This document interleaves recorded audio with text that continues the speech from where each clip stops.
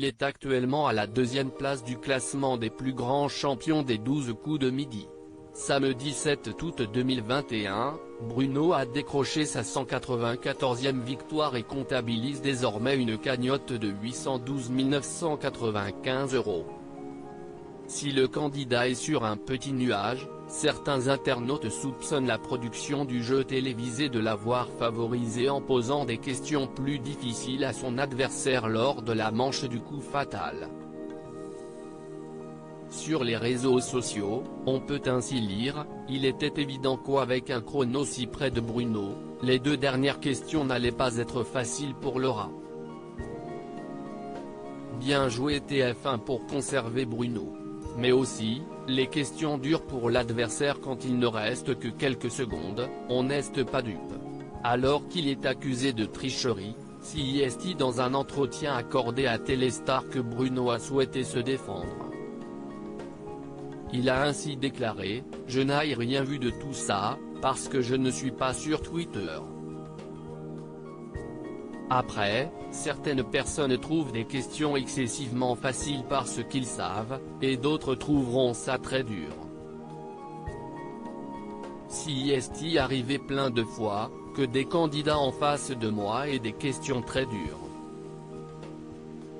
Parfois, ils savaient y répondre et pas moi, et vice-versa. Je suis sûr que je me suis trompé plein de fois à des questions que d'autres trouvaient faciles, et à l'inverse, j'ai dû trouver des réponses que d'autres n'avaient pas. CIST très difficile de juger le niveau des questions. Enfin, le candidat a ajouté « Moi, j'essaye de répondre à mes questions, je ne m'amuse pas à tenir un tableau pour évaluer la difficulté de mes questions et des questions de mes concurrents. Pour savoir si j'ai été favorisé, il faut demander à la production. Si est le cas, ils ne me l'ont pas dit. Je ne sais pas comment les questions sont choisies, je ne sais pas si une liste est programmée. Je me contente de faire mes émissions, et voilà.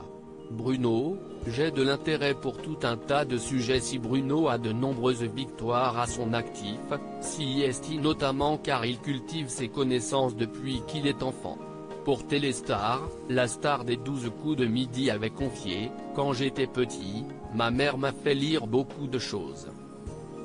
Et dès le collège, j'ai eu une télé dans ma chambre et j'ai adoré ça. Je regardais tout le temps plein de choses. » De nos jours, la culture passe par la télé, Internet, et je regardais plein de reportages, de films, de séries, absolument tout. J'ai de l'intérêt pour tout un tas de sujets donc quand je lis des choses, ça m'intéresse et je les retiens. Je pense que ça joue beaucoup, parce qu'ici on n'a rien à faire de l'histoire, on peut acheter l'histoire pour les nuls, ça ne veut pas dire qu'on va tout retenir.